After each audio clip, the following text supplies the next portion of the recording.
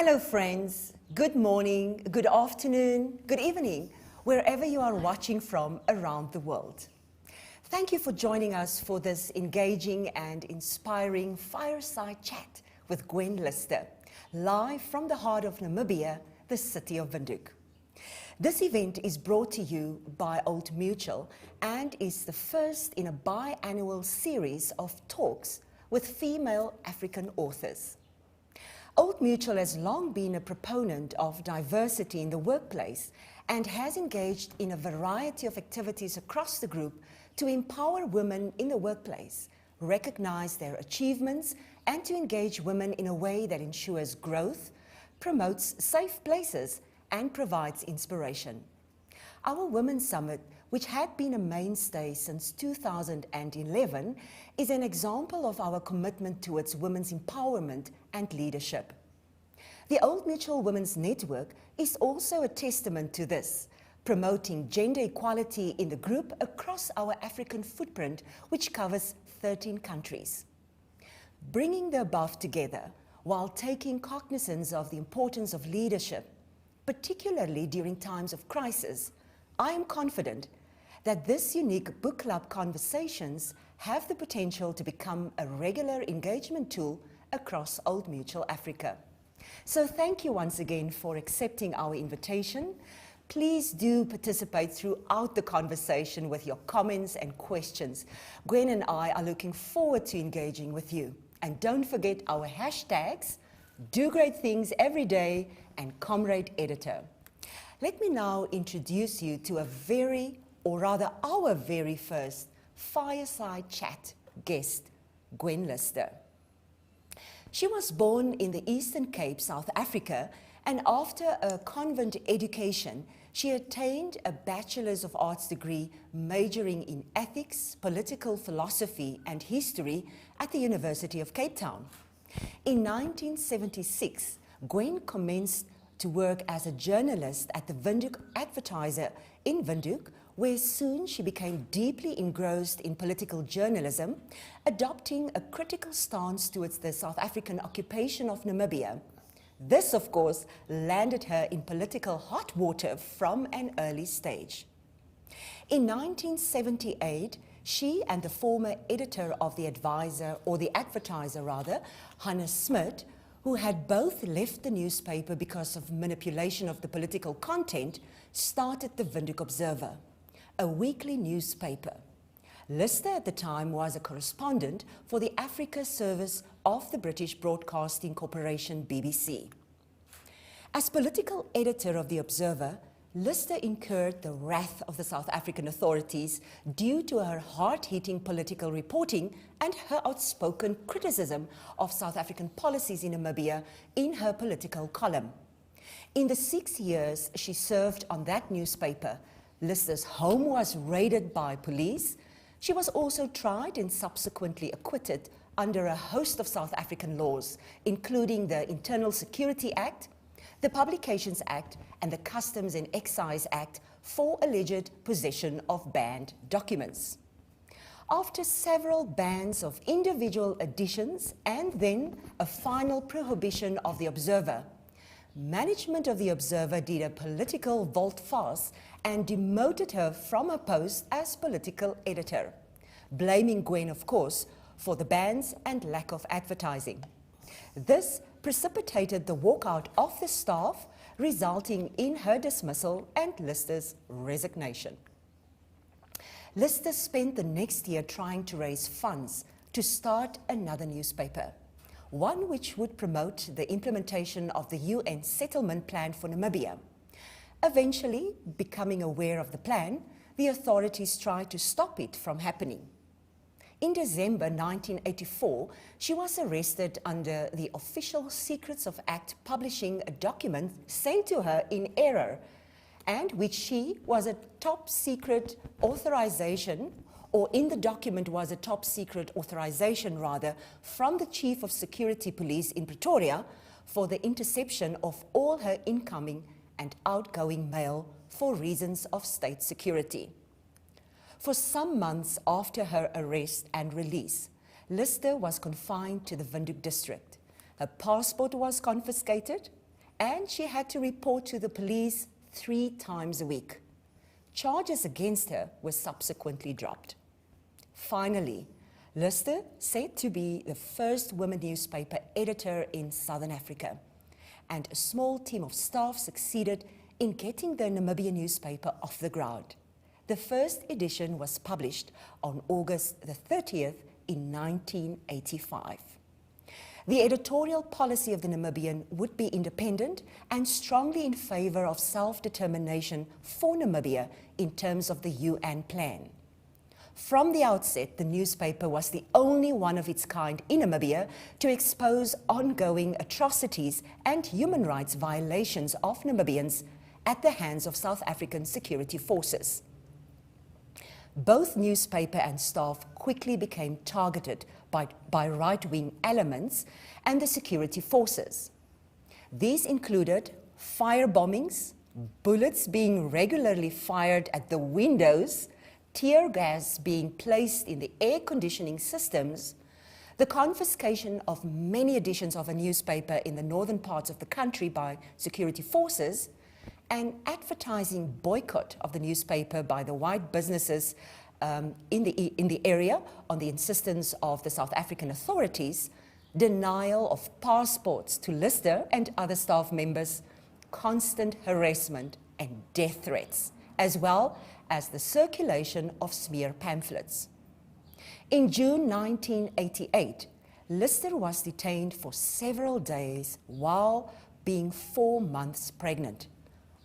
And the reason? For refusing to reveal the source of a document that provided for sweeping new powers by the police. She was finally released after international protests. When Namibia finally became independent in March 1990, the newspaper continued to adopt a watchdog role, this time over the new government, in an effort to promote accountability and transparency on the part of the ruling party SWAPO. The newspaper, against all odds, also managed to make the difficult transition from being donor-funded to financially self-sufficient, and is set up as a non-profit trust. In telling it like it is, the newspaper soon found itself in conflict with the SWAPO-led government as it continued to speak truth to power.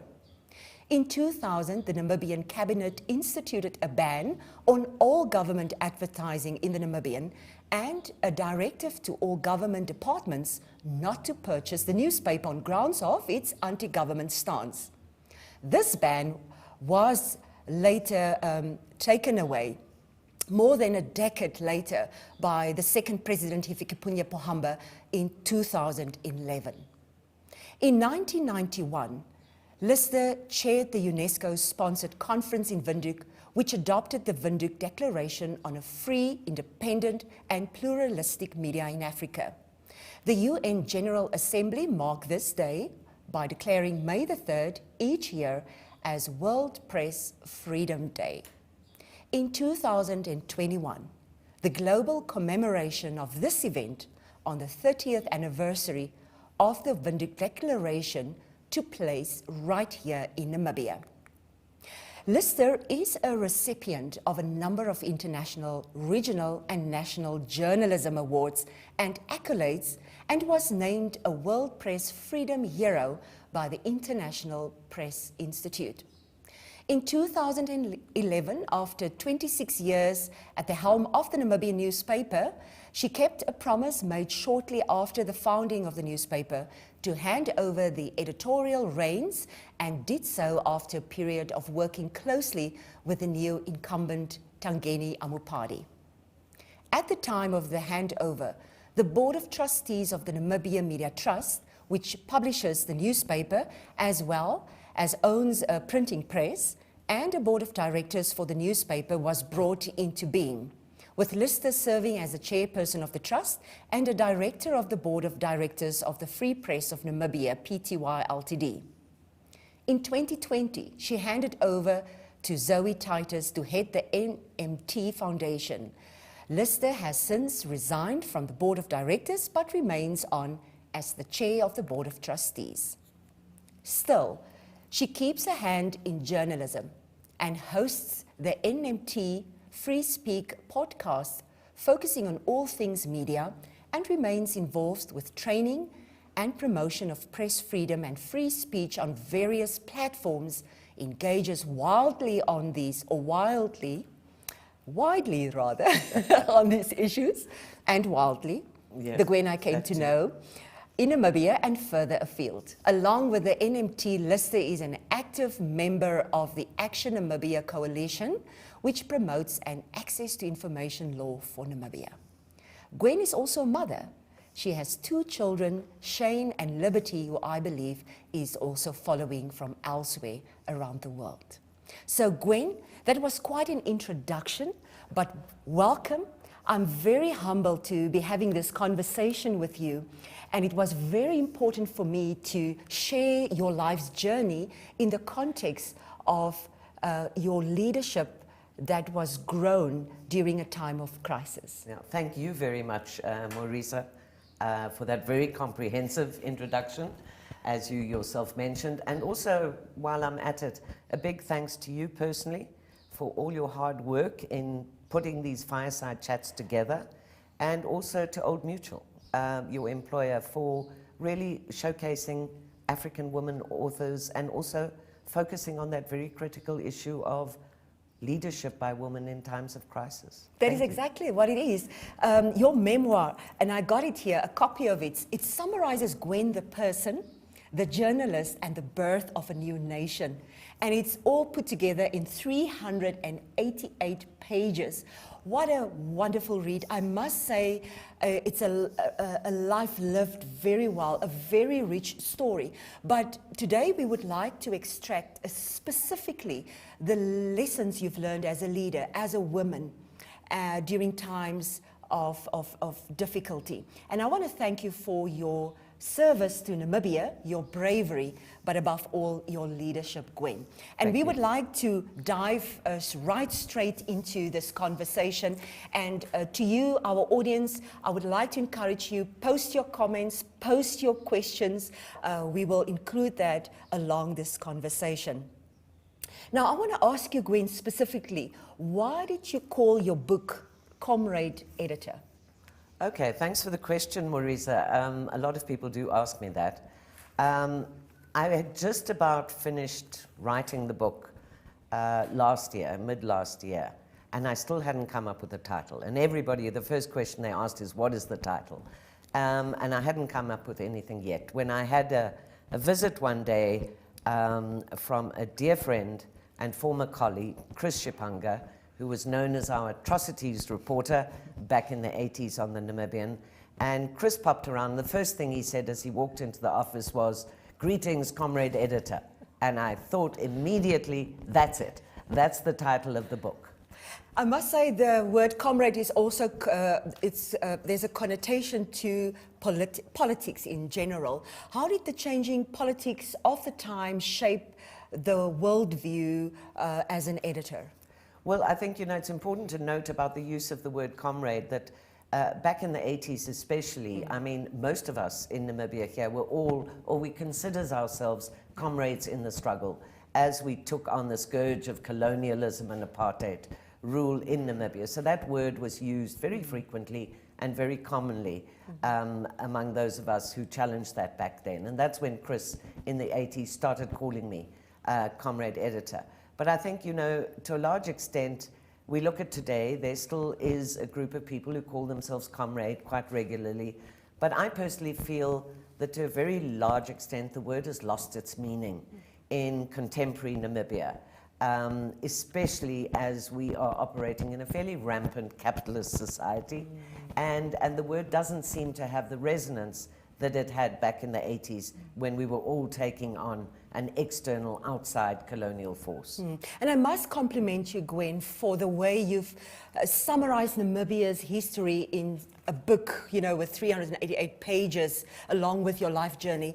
For the first time, I could understand Namibian politics. It's a very complex topic, very difficult to understand, especially because we tend to take the information from the people we are associated to. Correct. And here you summarized it independently, the facts are there, the photos are there, and it makes a fantastic read for a person like myself who wouldn't necessarily read political books or the history books for that matter. Exactly. Well, it's definitely not an academic publication. Yes. And I think this was one of the major difficulties for me when I first thought about writing the book. I wasn't sure whether I should or shouldn't. And a lot of people said, yes, you must write a book, but please tell us about Gwen Lister. what made her tick, which is something I was fairly reluctant to do, having always guarded my privacy over the decades. But I thought, okay, if I have to do that, because hopefully my journey will have meaning for other young people out there, particularly women. And so I thought, okay, I need to bite the bullet and do this as well. So the book really has 3 strands. It's the story of Gwen, the idealistic young girl who grew into what she eventually became, the story of journalism and newspapers, and of course, the big one is the story of the birth of a nation, the birth of Namibia. And it was really difficult to weave those 3 threads together. And in doing so, as I've told many people, the book was double the size it is now. So it had to be edited back fairly stringently to eventually be published. And I sort of regret that because the narrative, the story, took so much time that I couldn't dig as deep as I would have liked to on issues like the one we're talking about today, on women and leadership.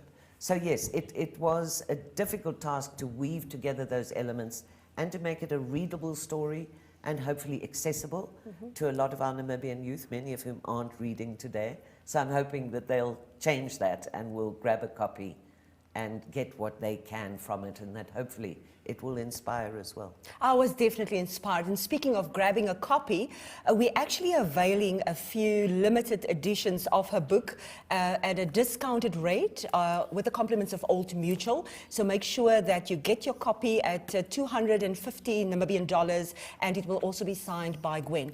So Gwen, we're going to take a bit a dive back in time to your early childhood. Brought up in a decent English middle-class family. You said in your book, not overly affectionate.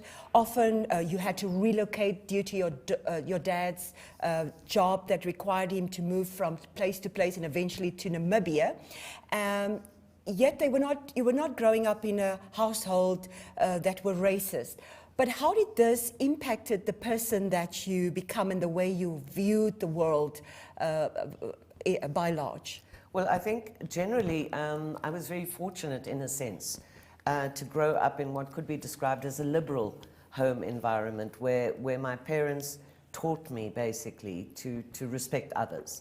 And so that was, I think, a good grounding in a sense for what I later became. And obviously also, I think a convent education, in those days very liberal as well, helped to instill some of those values in me. And gradually, as I grew up, I was the type of young person who questioned everything. And I'm still like that today. And so that also helped me sort of try and uncover what was happening in South Africa under the jackboot of apartheid at the time. And slowly that sort of conscience developed. But I think also looking back at one's upbringing and the effect on what one does in life or your worldview, I think culture is very important. And I think, you know, there are many cultures, many ways, including my own, if it can be termed a culture, where prejudice is fairly inherent. And I think as young people growing up, we need to question those cultures because often, as I say, you grow up with exactly those prejudices and you don't question them. And so there are many people walking around who have prejudices against people of other colors, people from other countries, fat people, you know, you name it. We all, I think, are people of prejudice. True. And we need to deal with that and to also look very closely at our cultures and change those things that are wrong about them. That is, if we want to develop a tolerant society going forward. As a young 13-year-old, when I read this part in your book, you were on a bus. And when I read that part, I thought, gosh, this is the time when Gwen Lister became woke. Because here, the government of the time said, black people upstairs on the double bunker bus and the white people downstairs. Here comes an older black lady with a lot of bags carrying, and you gave your seat away for her. And that obviously has erupted a lot of emotion in the bus. My question to you is, how did that experience impact your understanding of race dynamics? Right. Well, I think, you know, it was a consciousness that had been growing. before then. But that was what my daughter described as my aha moment. The moment I was absolutely galvanized, electrified in my anger at what happened to this elderly lady. And I think it was then that somehow deep down I made a decision that, you know, we need to stand up and be counted, especially those so-called white South Africans who seem to be living comfortably under the system of apartheid and are not questioning anything. So we need to stand up and be counted and try in whatever ways we can as individuals to do something about the scourge, to change it, because it wasn't right, and I inherently knew that. And so, as I say, that became a very important moment, I think, although I didn't know then how I would tackle apartheid or try and change my world. But it eventually happened, obviously, and it turned into my chosen field being journalism to try and do that. I try to imagine what you look like when you arrived home, that face where you're angry, you know. Did you have an opportunity to share with your parents what just happened on the bus? No, I wasn't actually living with my parents at the time. I was staying with my grandmother in Cape Town. They'd been moved to another place and I was finishing a school year. So it wasn't something that I really shared, but it definitely stirred something deep within me that made up my mind that I will forever always tackle things like apartheid, like injustice, like inequality, wherever and however it manifests itself. Wonderful. That's when I said Gwen became woke. In your book, and I would like to quote Gwen, you said, "This is also the story of finding myself as a woman in a world that, as much as I tried to change it, it altered me too. The journey has been about conquering my fears and weaknesses and about trying to be strong." So my question to you is, why only trying to be strong? Because we perceive you as a very strong woman. And this quote came in towards the end of the book. Are you not that strong? Well, you know, I think that is, Maurice, a very good question, because I think it applies to most women that we perceive as strong women. You know, men will always depict that strength in a negative light. In other words, and I often ask myself why strength in a woman is not defined as a feminine characteristic. Why does it always have to be a male characteristic? But there were times, quite frankly, that I was terrified, absolutely petrified. But the big thing was to steel myself and to make sure that that is the apartheid authorities in particular, men in general, did not see that fear. And so they always got this image of someone who was very much in control, who knew what she was doing, who wasn't afraid, but that wasn't the reality in truth. I was, as I said, at times very afraid. I suppose the sad thing is, in a way, that the more strong women take on that control and assert themselves, the less other people around them, be they women or men, think she's so strong, she doesn't need any comfort, she doesn't need any sort of care or TLC. And in fact, it's just the opposite. You do.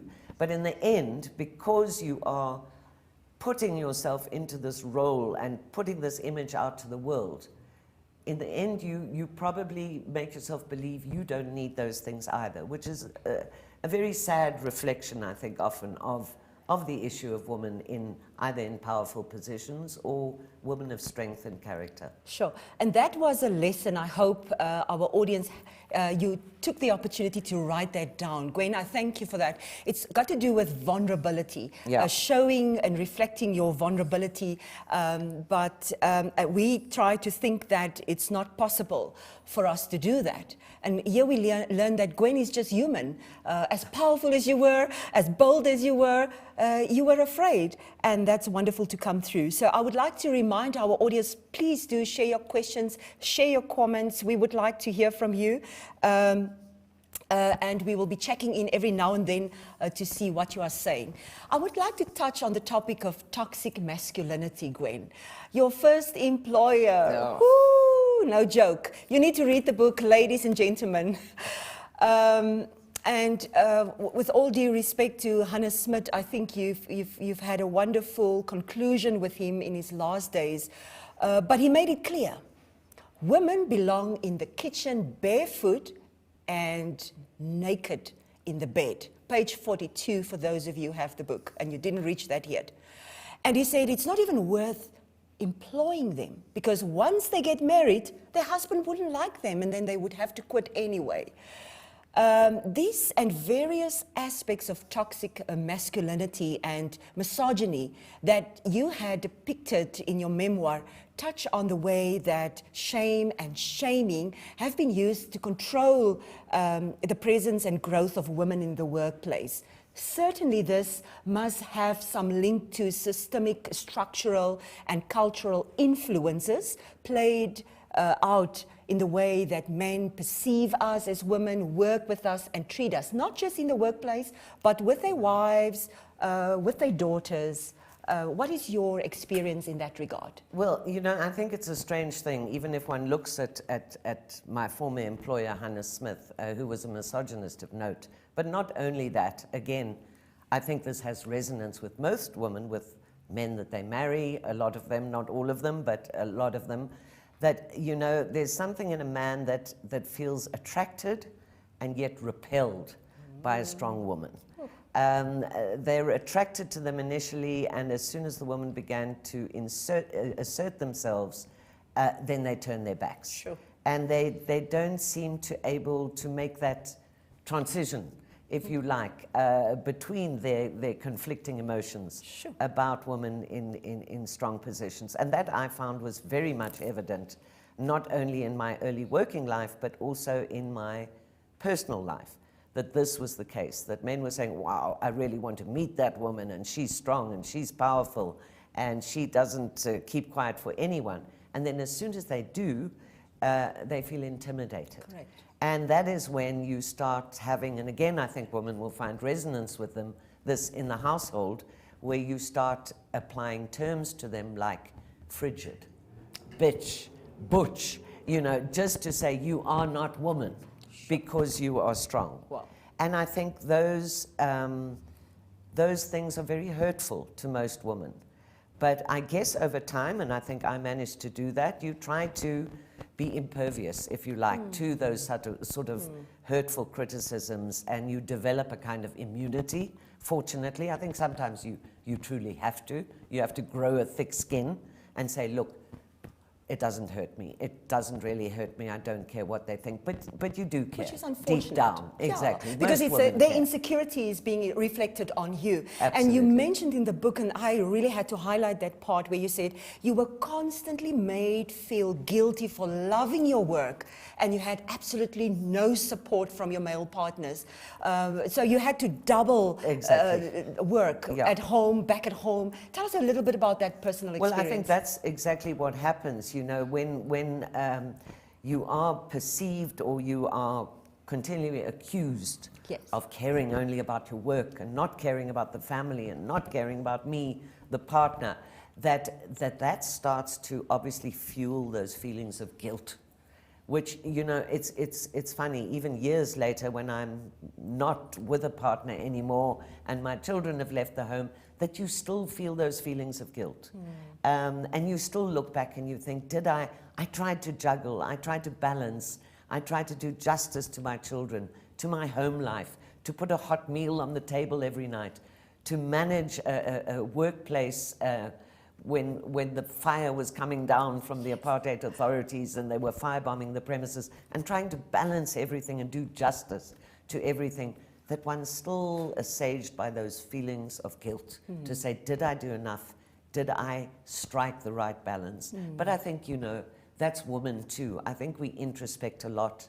We are often our own worst critics. I certainly am. I'm terribly critical of myself in almost any task I take on.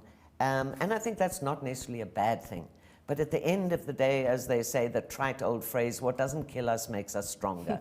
And so hopefully at the end of the day, that's exactly what that has managed to do. But of course, we need to remember not all women are the same. Yeah, and also not all men. Exactly. And which links us to my next question, because you speak highly of Madiba and Andima Toivo ya Toivo as role models. Especially you write of your amazement of how they've harbored no resentment, no bitterness, despite what they have went through, and how you were very close to Yatoivo specifically, and in some ways saw him as a father figure. So I wanted you to tell me more about those connections and how they impacted your understanding of good leadership as well. Yeah. Well, I think, you know, as we speak, we're obviously generalizing. There are a lot of men, and I must say those two that you've picked out, who were men who went through incredible decades of suffering and hardship, and came out the other end, as you've rightly said, lacking bitterness and having incredible tolerance and sympathy for others, including women. And, you know, obviously what they are is what we hoped all men would be towards women, and hopefully those characteristics would be infectious at some point or another.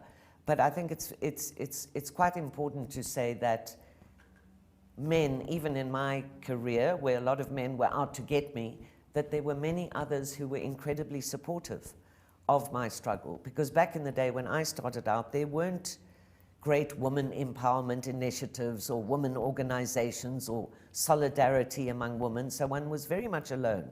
And I must give credit where it's due and say there were a lot of men who really stood by me and supported me every inch of the way. Unfortunately, it wasn't always in the home, but at least there were people out there who I felt I had that support. Yes, and we want to thank those men. I believe many of them are watching. For those of you tuning in, following, also engaging in the conversation, please, we would like to hear from you. Share your comments, and we look forward to Gwen also answering some of your questions on whiteness. And I needed to bring this out. There was a great conversation you had with Beans Governors, and it was about being white and you not really owning your whiteness at the time. As a leader, understanding that people are coming from different cultures, races, implications, and you wanted to see a non-racial society, and you couldn't really connect with your own race at the time. Tell us about that conversation with Beans, and I know you guys have said you believe what you believe, I believe what I believe. Has that changed in any way in the meanwhile? You know, in terms of how you perceive your whiteness. Yeah, exactly. That's another issue where I had to dig very deep and introspect as I wrote the book, because that's something a lot of people asked. But at the same time, you know, I think to draw a background to it that is maybe sort of understandable, in the early years of journalism in particular, journalism took a particular form. We would write stories and say the following: a Damara-speaking man was knocked over by a car in Kaiserstrasse, as it was then. And, you know, even to give Smitty credit where it's due, we sat down one day and we said to ourselves, and I mean, that was common practice in newspapers, where you described a person's ethnic origin or color or race or whatever it was when you wrote about them. And we said, you know, this is superfluous. If you describe the person, you give his name and his age, people can in any case deduce what his tribe or culture or ethnic group is, and is it even relevant? And so we had to unlearn the ways of giving people tribal labels, if you like, and racial labels. And even in the struggle years, those of us who worked together to kind of unseat the South African government and bring a settlement plan for Namibia, all agreed we were fighting for a non-racial society, a society in which it wouldn't matter if you came from an Avambo-speaking group or the Damara group or Nama, or whether you were an Afrikaner for that matter. We were all Namibians engaged in the struggle to free our country, and it was on that basis we should judge one another. Yeah. And so I had to get rid of that label. And at the end of the day, to cut what is a long story short, because we can't go into the depth we'd probably like to on this subject today, is how does it sound? you can go around today and you can say, I'm a proud black woman. And it sounds good, doesn't it? How would it sound if I went around saying, I'm a proud white woman? It doesn't have the same ring. It doesn't sound right. It seems to, and it probably does, enforce that superiority over years and decades that was built up over decades of colonialism. And so I do still believe, I don't own the white thing. I think of myself as Gwen and want to be judged as Gwen. And I don't think that those sort of things matter.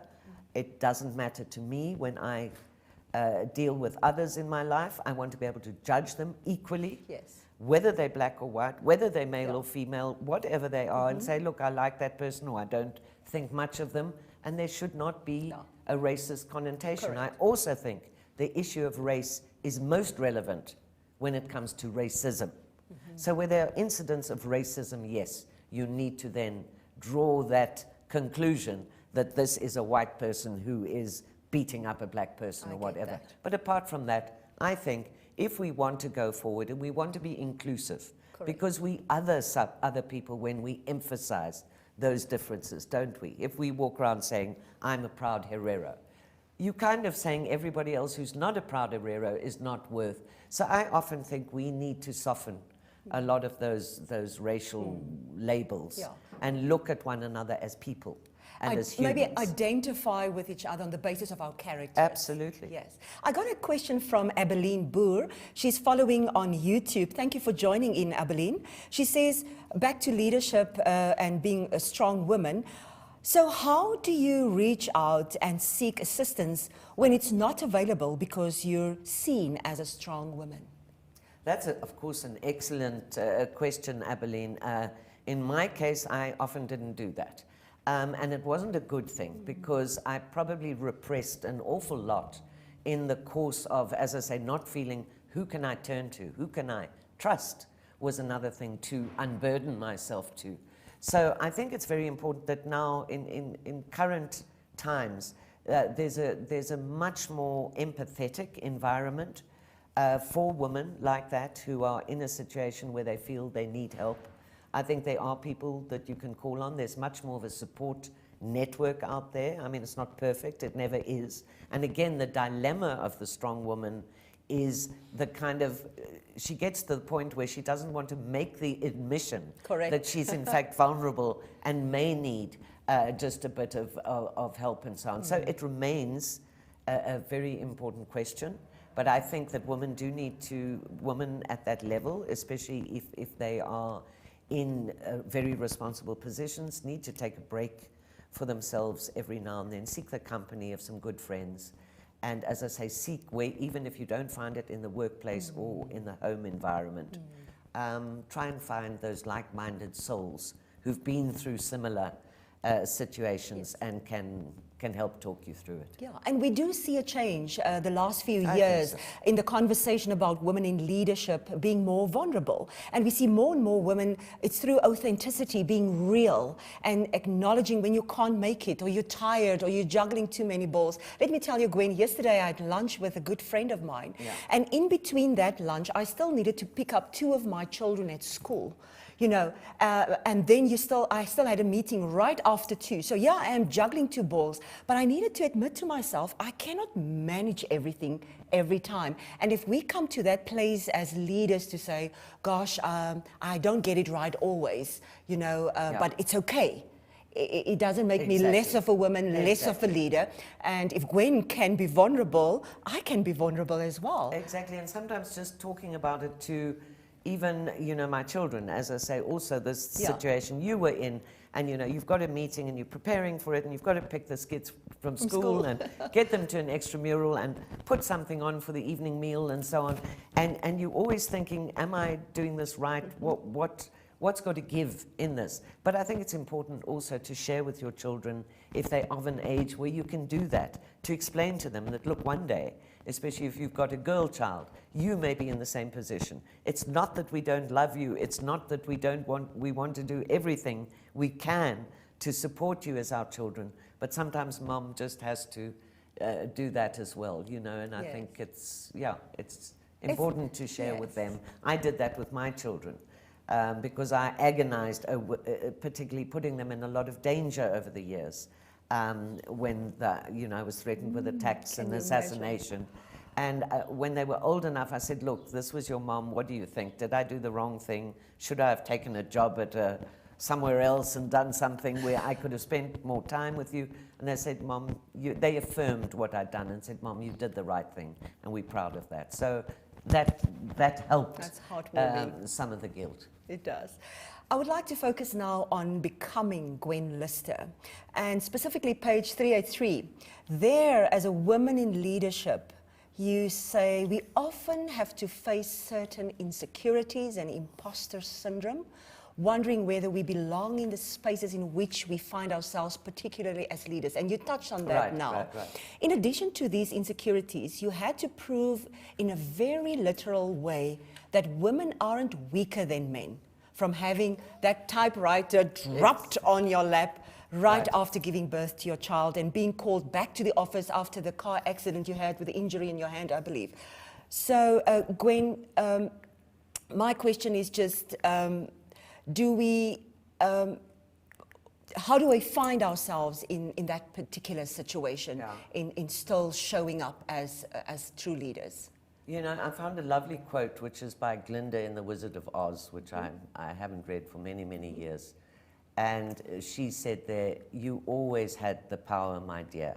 You just had to learn it for yourself. Wow. And I think that really sort of summarizes that issue of women in leadership, and especially in crisis situations. And when you look at it, I don't want to look at women leaders or women in power or strong women as a group apart.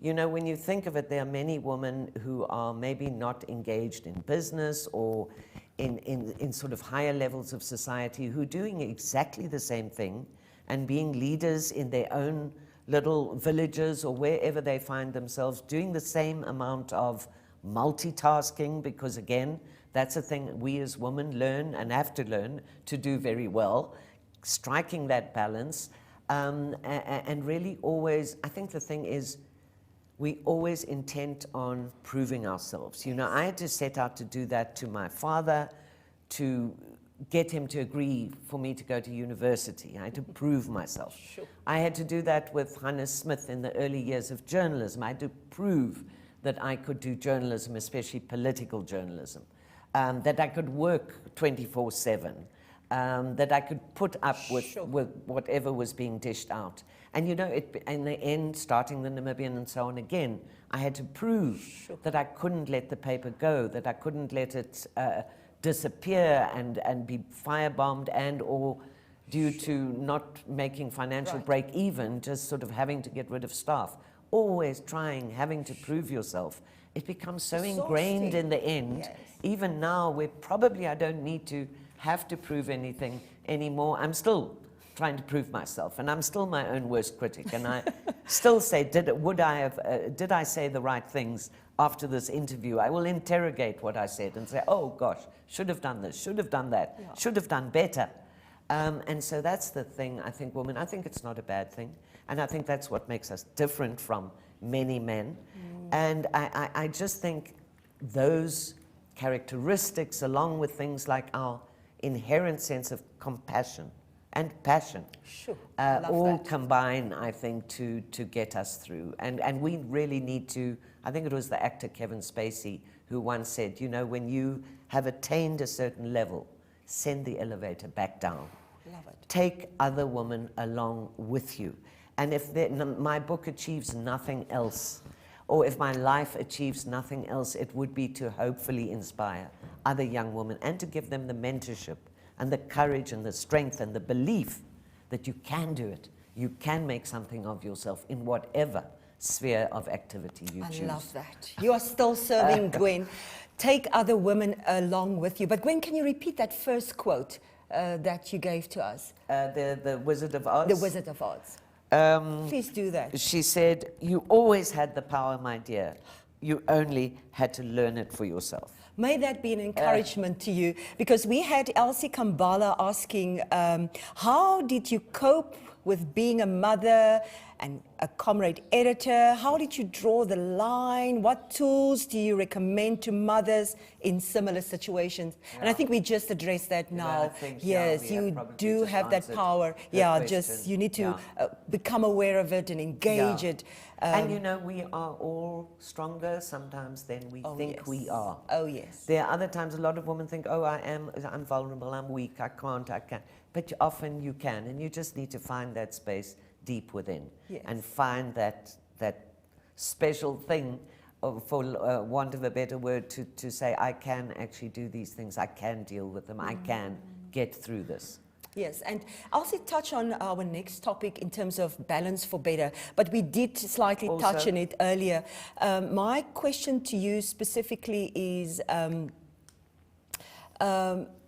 you know, the expectation is for us to, particularly for female leaders with families, to be able to show up at occasions as a woman, as a journalist, as a wife, as a mother. You've been there, and in the midst of being arrested by the South African regime. You know, when I read the part that you were on a hit list of a hitman, I'm like, Gwen, how did you manage? How did you keep going? And how did you continue to just, despite all of these threats and the difficulty that you experience, how did you continue to push through in paying that price for being who you are? You know, I think there is a personal cost. Not just in my story, which happened to be tackling the apartheid regime, but in many other women's stories who are tackling other obstacles and challenges, maybe even greater than the ones I faced. Who's to say? To everyone, their own challenges are big and immense, and they manage to overcome them. So I think let's not sugarcoat things. There is sacrifice involved. There is, at the end of the day, that sort of sitting down as I'm doing now at a fairly advanced age and thinking to myself, you know, I've been true to myself and what I believed in, but have I been ever kind to Gwen? You know, have I really given her the care she deserves? And the answer is probably no. Because again, you get yourself so much into that way of thinking that you almost dismiss yourself and your own feelings as irrelevant or unimportant, and everybody around you is more important. Having to look after a family, again, the scenario for most women, having to be in the workplace and be responsible for a lot of employees, it's a big responsibility. And even as my leadership qualities, if you call it that, developed at the Namibian, and now we had fairly big staff with a lot of people, and the sustainability challenge bit hard. I mean, there were many nights I'd cry in my pillow and think, I can't employ people anymore. What is going to happen? What do I need to do to ensure that they have jobs tomorrow? I'm responsible for their lives and their livelihoods to a great degree.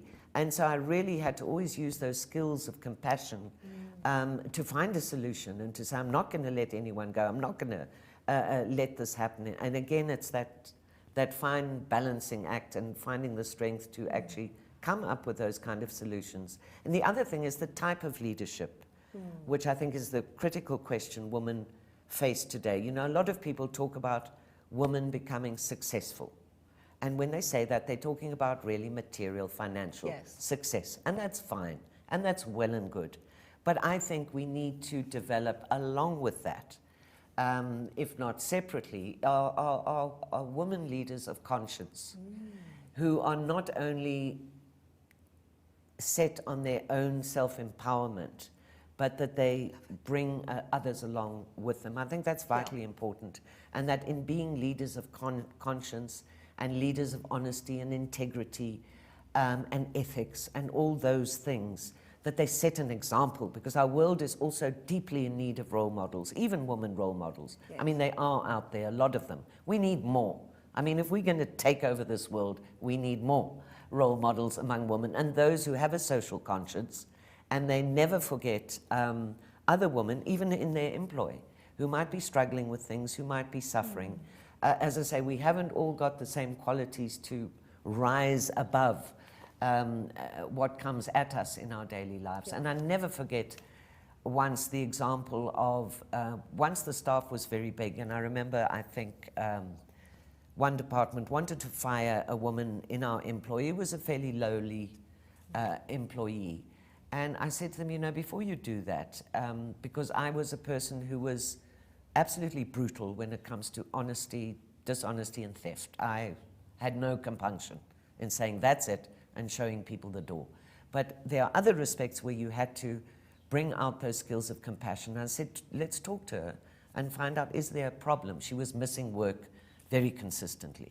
And it turned out when we chatted to her that she was in fact leaving a terribly, terribly handicapped child alone at home every day that she came to work without anyone to tend to this child. And I mean, I literally get goosebumps now when I think of that. How, had one not been observant about the situation, she might have lost that job. That income. And the only income she had to support. And so as a result, and that was the nice thing about the Namibian and not having shareholders breathing down our necks for maximum profits. Is we organized for her to go into a place called Clash, which was fairly near our offices, so she brought the child there to be cared for in the day when she came to work. So women must never forget not only their immediate circle of employees and fellow women around them, but the broader community. And I'd love to see more women of power and substance, because I'm not one of those, doing more for their communities and the women to uplift them. Wonderful. Wow, Gwen, I'm so inspired, and especially that term, being conscious as a leader. That's when you connect with your staff, your people, and understanding what they're really going through. We got some questions coming in, and we promise we're going to interject, even if you take us back to the previous theme.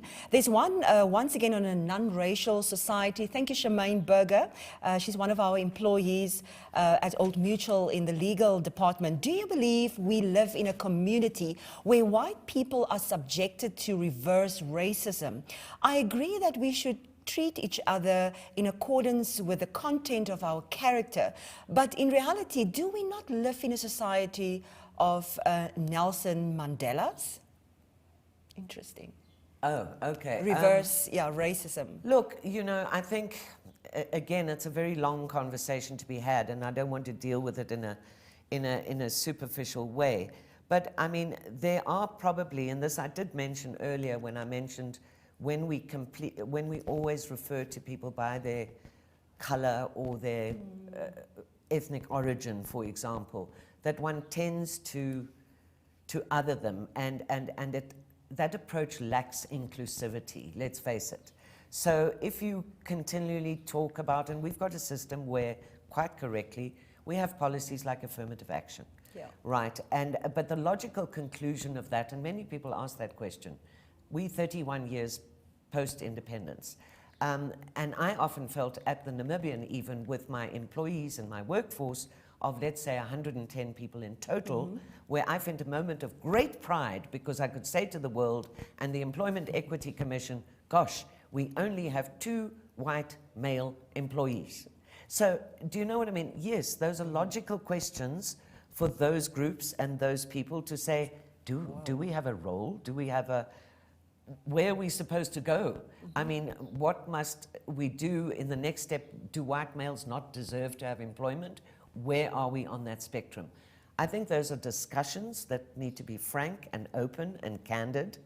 And I do believe that if we reached out more and felt, look, whites, because there is a tendency to say most of the whites are just, they own all the land, they own all the businesses, all the farms, they're racists, they're exploiting us as usual. How can we find a way to be more inclusive? And I say that because, and of all groups, and not only the whites. I mean, we look at an issue like the SAN, and we're deeply, deeply discriminatory towards minority groups like that as well. So we need to interrogate those things, I think, very deeply and honestly, and not in a nasty way, because often those kind of discussions get ugly, get nasty. But the logical thing is, if you want to say that whites don't belong here, then the tendency is that they go into their lager, and then people say, well, why are they never coming to Independence Day, and why are they never doing, because they don't feel part of Namibia. So I'm not generalizing that. That does happen among some of them. But I think that's a concern that needs to be probably addressed. You know, one of the things I learned, and you mentioned Madiba, and you mentioned Toivo, and this lack of bitterness. And there were times in my life where I was deeply discriminatory towards, for example, Afrikaners, because the system was dominated by Afrikaners. They were out to get me, to kill me or jail me or whatever. And so I was deeply, as I say, antagonistic towards that group. And in the years that have followed, you know, you've looked at things and you've found reason to say, well, they didn't think to question the system at the time, or they were propagandized, as were a lot of our black compatriots during apartheid. We tend to think everyone was a comrade. They weren't, and that's the reality. But the point is that we mustn't be bitter towards others. We must be more tolerant of people, regardless of race, color, ethnicity, gender, whatever it may be. And I know it sounds, people say, oh, well, it's not going to happen, but we can strive towards those ideals. And it needs to happen if Namibia is going to be a successful society, that we pull together. And we don't say, oh, well, you are that and you stay there. And so I think, yes, that question has relevance. It's probably a thing a lot of white people are thinking, but not saying. Yes. So how do we make it inclusive and say, look, whatever the past, you do belong. And reconciliation, in a sense, was something that was supposed to have dealt with issues like that, but of course swept a lot of them, like the detainee issue, the SWAPO detainee issue, under the carpet. Yes. So Gwen, hard to believe, but we've got 4 minutes left of this conversation. I've got 2 questions that I want us to tackle. And this one comes from Louise Jones from Cape Town, watching on YouTube. Welcome, Louise, and thank you for the support. She's asking, how can we attract young talent, particularly young women, into the field of investigative journalism, given the role it plays in strengthening democracy? Yeah. Great question. Very important question. And again, it's been something I've been doing over the decades, building women in the field of journalism. And I was very happy when I did hand over the reins in 2011, that of our staff complement, slightly more than half were women, and almost the entire management team, with the exception of one, were all women. So I felt a very proud moment at that time that we managed to do that. But again, working with young women journalists, let us not pretend that everything is perfect for them today. Yeah. It was very tough for me back in the day, but it's still tough for them today. They still have to deal with misogyny in the newsroom and things like that. And I know if you speak to them, a lot of them, they will tell you their stories, and it's not always a pretty picture. Yeah. So again, it's still an area where women need to gird their loins, basically, because in the end, a lot of women who've started in the field of investigative journalism feel intimidated sometimes by their male colleagues, and they go into softer, safer beats. But I think it's definitely something we need to encourage. And again, in answer to the question, we've got wonderful role models out there, if not in Namibia, then in the world, of women journalists who really in the forefront, from your Maria Ressas to your Rana Ayubs, many of them. For an example to follow, excuse me. Yeah, and we've got questions coming in, and it's like everybody's now really enjoying this engagement. 2 more minutes to go before we're done with this live broadcast. Another great question from Ebeline Boer. She said, I've lived through the struggle, witnessed independence, seen highs and the lows of post-independent Namibia. Are you optimistic about the future of freedom for women, human beings, our economy in our country? And then the last question, I just quickly want to also address that at the same time. Oh, 2 more coming in. Gwen, so many people tuning in from different platforms are encouraged by your story and have highlighted how phenomenal and amazing you are, and appreciate the role model you've been for so many. That's a comment coming from someone.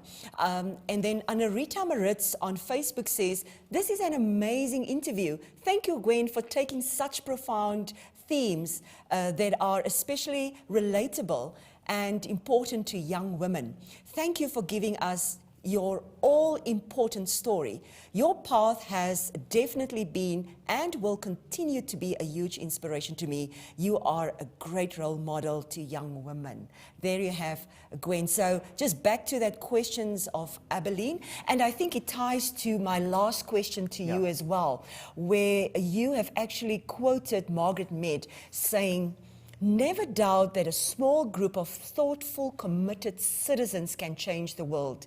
Indeed, it's the only thing that ever has." I think that's critical, and it's probably goes a long way towards answering Abilene's question as well. I love that quote.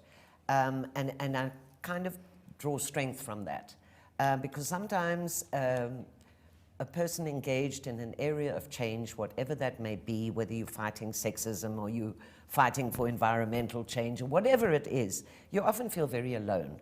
And I think it's very important to say that, and you often feel, am I going to make a difference? I mean, there's still people who said to me back in the day when I was going through what I went through, "Why are you doing it, Gwen?